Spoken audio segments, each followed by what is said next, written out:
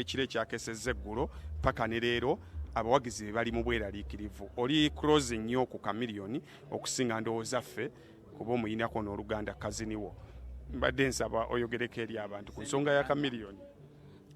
Ku nsonga ya Jose Chameleone njagala kubategeeza naye muntu nga ffe era afunamu obukosefu mu mubiri.